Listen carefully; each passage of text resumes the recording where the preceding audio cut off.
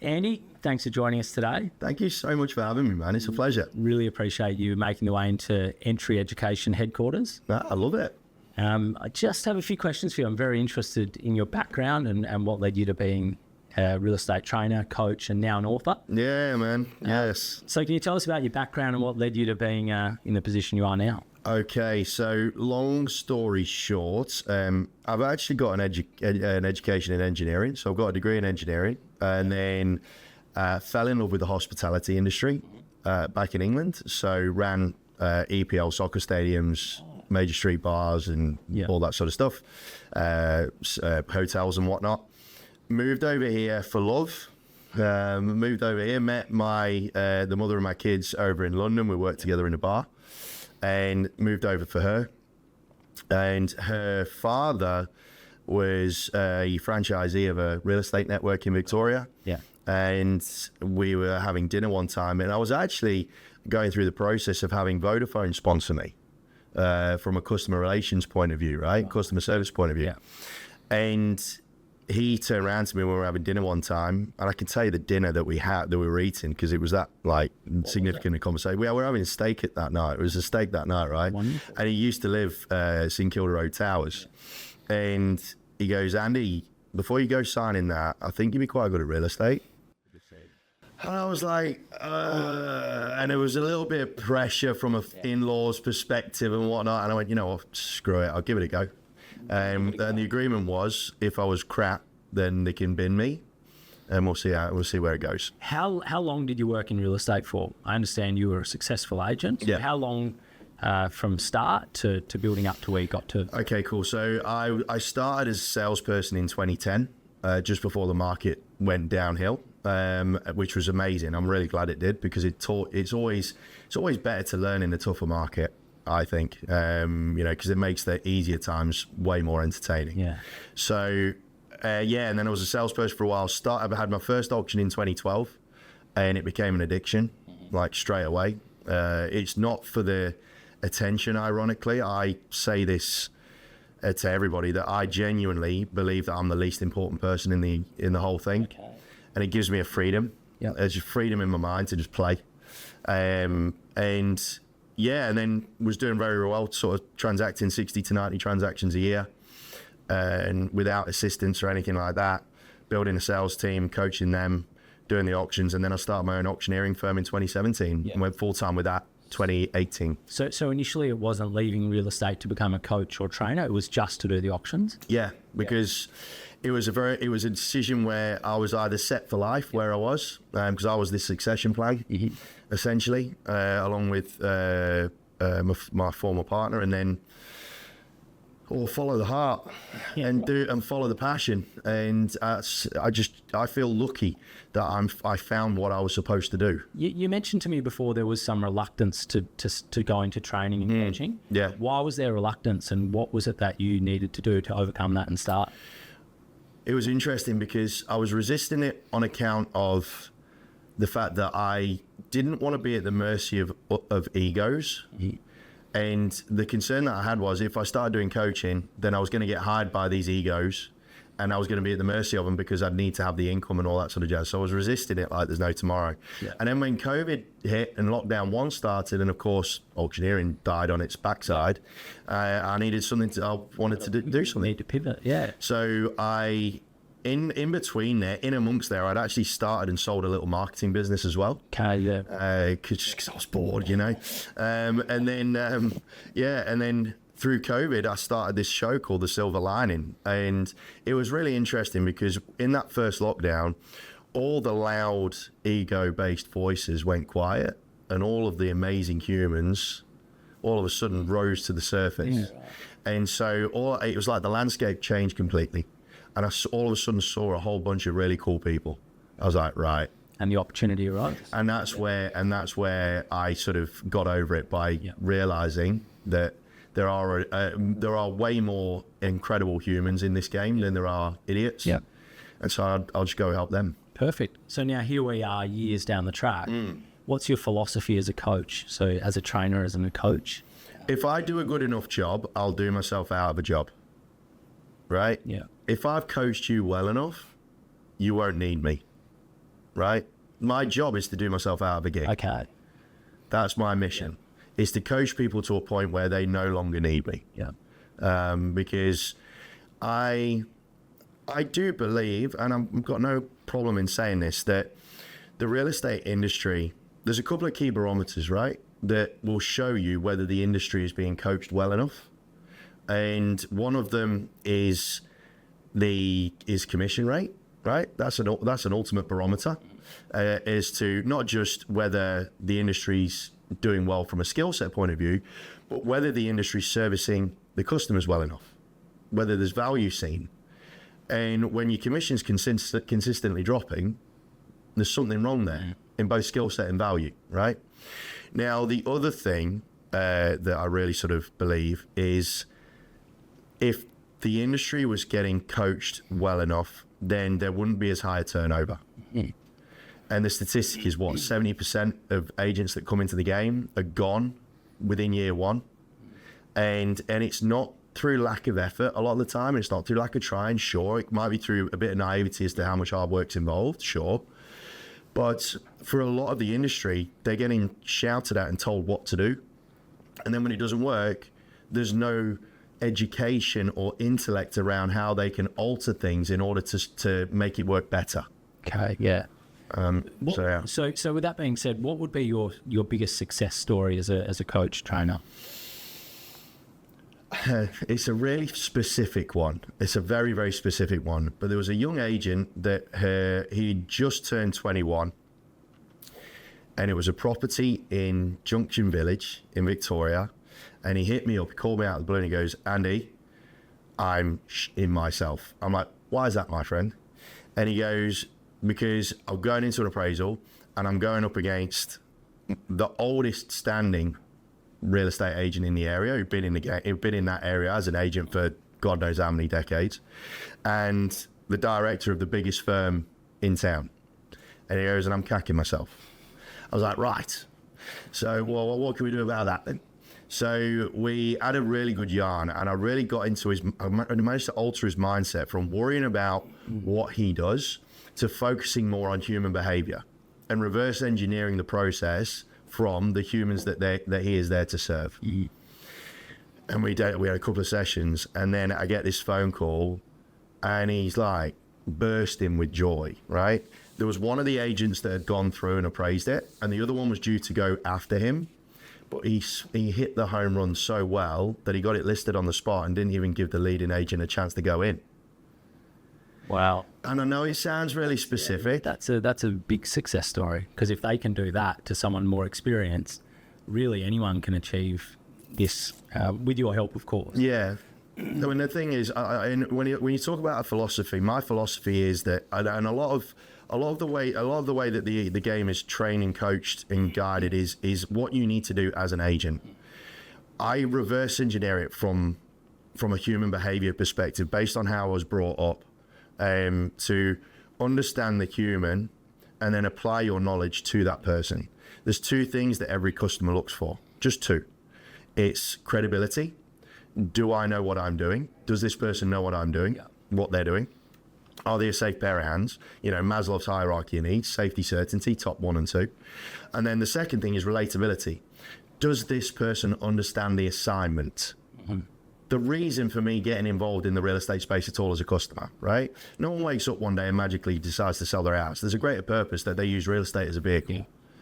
It's understanding the purpose and then being able to relate all actions and recommendations to the purpose. Because the sale is binary. For example, if you're in sales, the sale is binary. You either sell it either sells or it doesn't. There's only two things that can happen, right? It's all the variables that we need to focus on a lot more. Yeah. And that's what I tend to focus on a heck of a lot, understanding peaks of anxiety and things like that. You mentioned credibility. Do you think there's a space within that credibility for education for agents? No.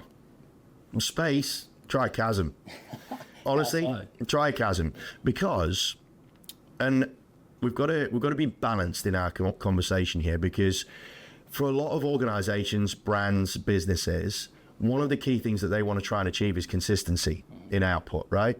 And so a lot of the time, a brand or a business will program, essentially, their agents into doing things a certain way. Okay, whether they are an auction focused agency or they're like, nah, we hate auctions, we're never doing auctions, it's all private sale, right? But the problem with that is they are going into every single presentation with a predetermined notion of what needs to happen, right? That's like a doctor already prescribing your medicine without listening to all your symptoms. It's probably not a good idea. Chances are you might make people feel better, but you're probably going to make a whole bunch of people feel really ill, right? So, for example, with methods of sale, if you were to ask a room full of agents if they are completely comfortable and confident in every single method of sale, I doubt a hand would go up. Yeah. That's a problem. Yeah. That's like a doctor only knowing how to fix this bit, and this bit. Yeah.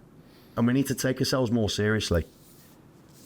So just on that, Andy, we were, I'm an avid reader of Elite Agent. Yes. And I saw your article, which was April 30th this year. Yep. And the headline was, great at sales, it doesn't necessarily mean you're good at business. Yes. Where the major issues stem from, number one, you listed education. Yes. So how does education, why is it such a problem for people when it comes to running a business? And when we speak about education, is it more of the accredited training you're referring to there in terms of Cert 4s and diplomas? The Cert 4 does not set anybody up to run a business, right? It doesn't. It gives you the basic mechanics in terms of, trust accounting and, all that sort of stuff, balance sheets and so on and so forth from a compliance point of view. That does not mean that you are ready to run a business in any way, shape or form, right? Because, and it's not the accreditation's fault, but the way in which legislation is written in terms of the requirements in order to run a business from the ticket point of view, there's a huge problem there, right? Because mate, you know full well that just because you know how to be compliant doesn't mean you know how to build a team, run a team. Yeah. There's nothing in there about forecasting. There's nothing in there about budgeting. There's nothing in there about, like conflict resolution or anything like that, right? Yeah.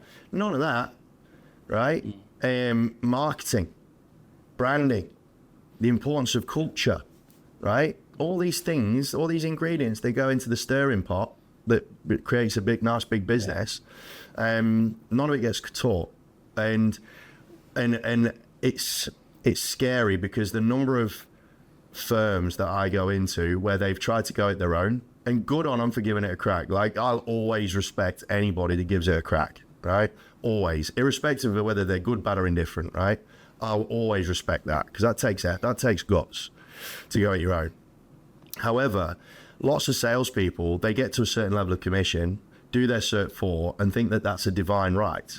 It is a completely different skill set. And it's not even a debate.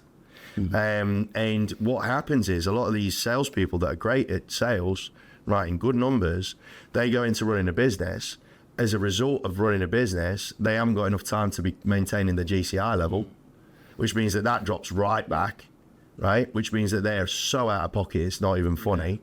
They then try and start a rent roll, and they don't know they're one hole from another hole when it comes to rent roll and property management, and they butcher that, right? Right? They absolutely butcher that. And then they look like they're about to keel over and have a stroke or something. And I feel bad for them.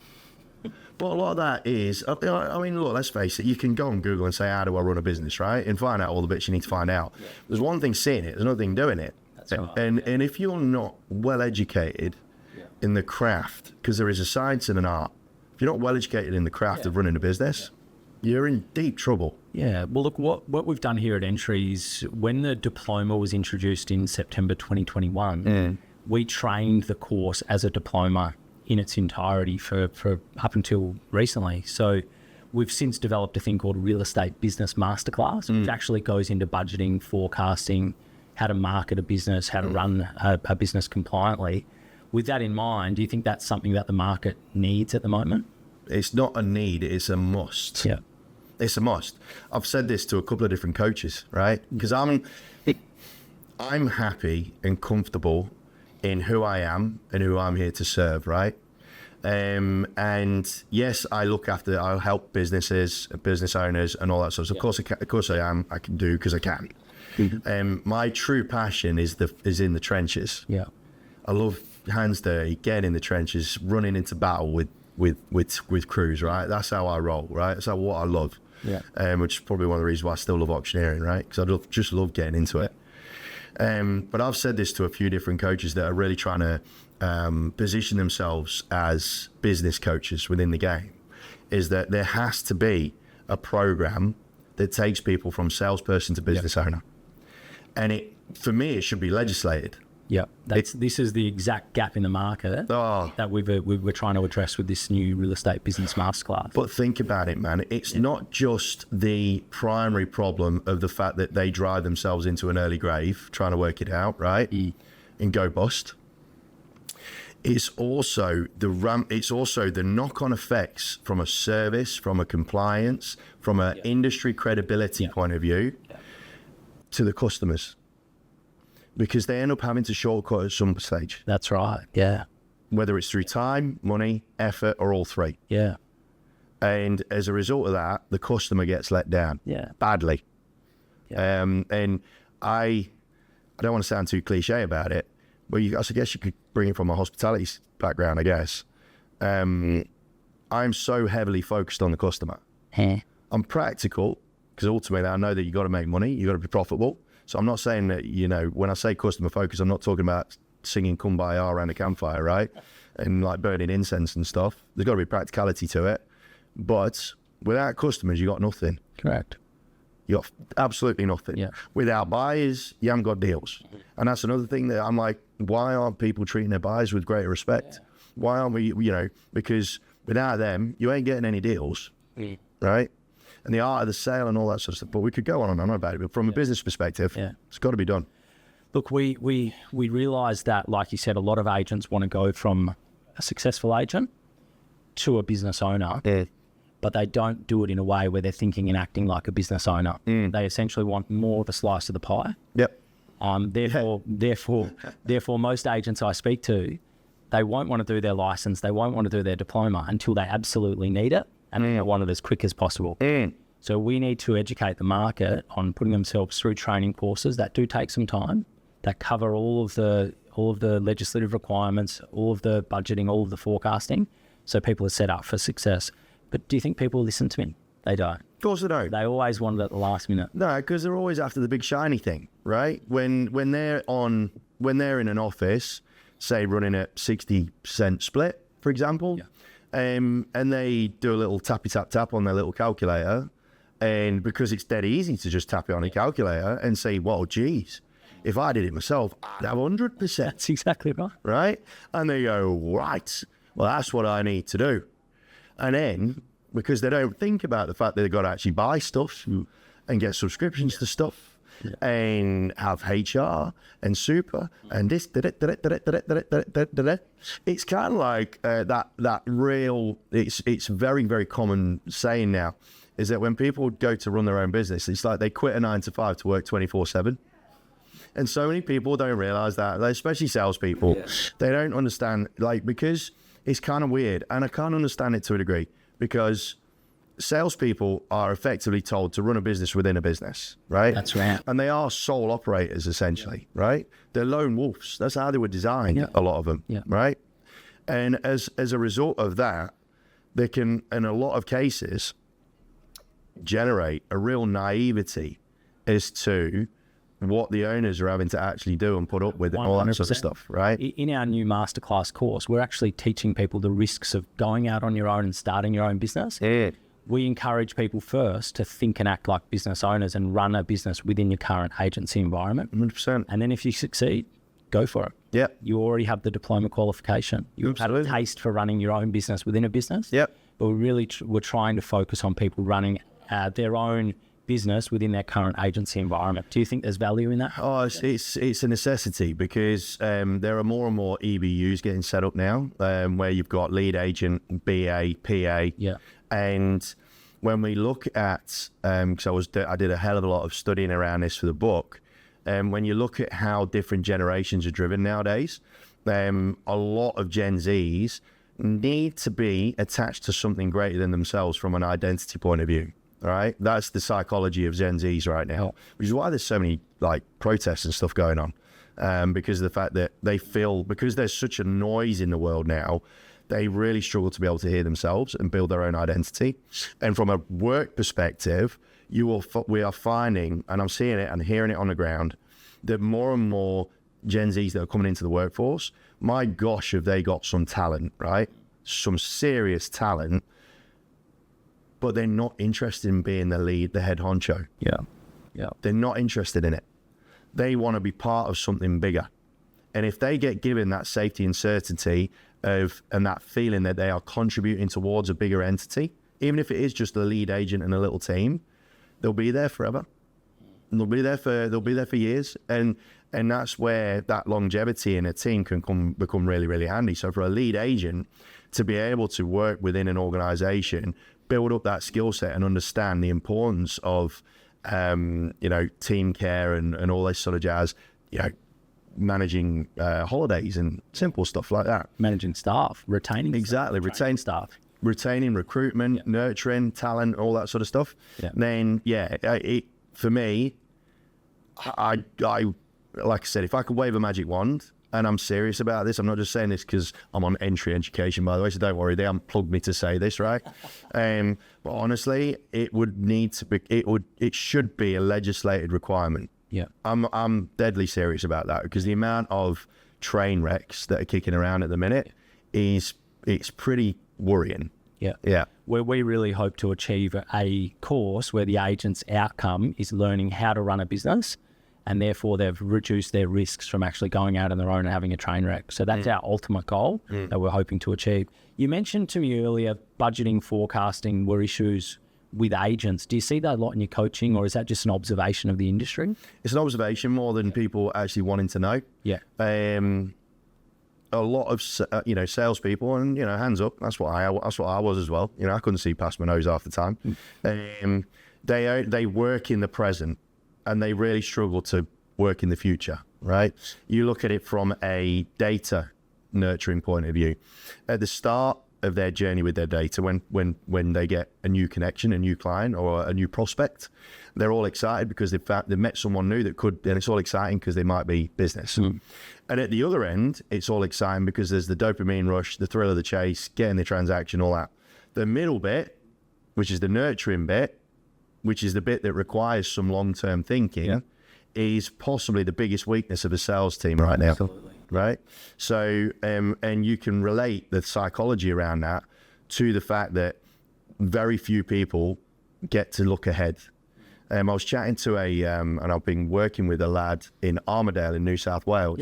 Who's a $1.1 million writer, right? Great writer, top lad, such a nice, down to the earth lad, really good guy, and he deserves his success. But the way that he talks to his assistant, which is still really cool, like great lad to him as well. So it's not like he's when we had a conversation, it was like the first thing he said was, we need stock now.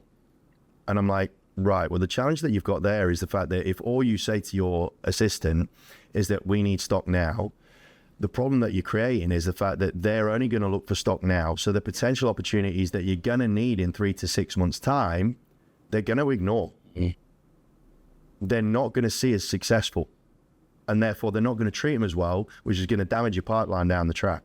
You need to get used to celebrating a new opportunity that isn't going to be ready for 12 months. Because if you don't, then you're going to be forever living in the present. And I refer to it as either being a servant of the game or a slave to the game. If you're a servant of the game, then you're in control of your game, right? You have a good understanding as to what you've got coming down the track. You've got a good understanding as to the flow of your data. You've got a great understanding as to the flow of your income. If you're a slave to the game, then you essentially are on this roller coaster where you get business and you got no business, and then you get business and you got no business. And because there's no foresight in your actions, you're never going to get consistency. And because you're not going to get consistency in your action, you're not going to get consistency in your income.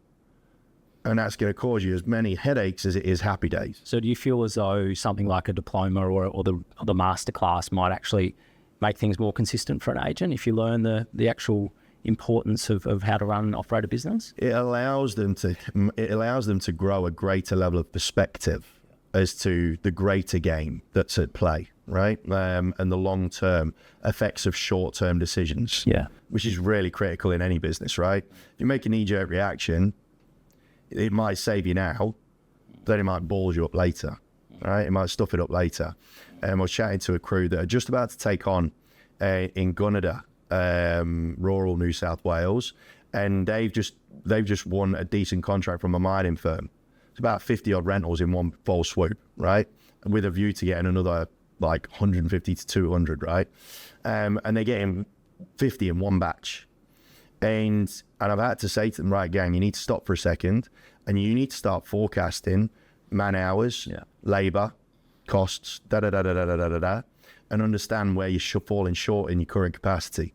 Because we are so reactive as an industry, even when it comes to salespeople, we're so reactive. We're not proactive. We're not preempting what could happen and what could go wrong because we're too busy worrying about making sure that they feel great now. And then when it doesn't go right, they go, oh well, got to drop the price, right? And you're like, oh my God. So, but a little bit of forward thinking, it removes anxiety for everybody because if you can see the path, it's easier to walk the path. Yeah, that's right. And so I think this, like I said, I'm not getting paid to say it. This has to be something that people bring in. Yeah, we hope so, for sure. Now, Andy, I'm mindful of your time and I'm mindful of our battery on our camera, but I don't want to finish our conversation without asking you about your book. It was released in January. Can you tell us about the book? Sure. I guess, what's the book about? Why should people go out and buy it? So it's called Success Curious, and it's not a real estate-y book. It is a human book, and its purpose is to make success feel more accessible. I have this understanding, this belief of society that success is being constantly put on a pedestal, and it's very much becoming an us versus them, right? The ones that have it versus the ones that don't. And there's a massive chasm in between the two, and that chasm shouldn't exist. I believe everybody's got a right to feel a sense of success in their lives, and success is very different to every individual. It means something completely different to everybody, right? The book is designed to help people through my own scars and mistakes and self-deprecation that, firstly, understanding what success actually is from a theoretical and psychological and philosophical point of view. So I go all Greek myths and all this sort of shit as well. I dust off the few brain cells that I have left and get stuck into it. And then I then help guide people through a few key elements because when it comes to success, you have to feel a sense of connection, influence, and happiness. And they all live in an ecosystem where one can't survive without the other. One of the key conversations that's in there is like a bit of a chicken and egg conversation, is what comes first, success or happiness? Does happiness lead to success or does success lead to happiness? And for the majority of Western society, at least, it's when I get there, I'm going to be happy. When I've achieved this, I'll be happy.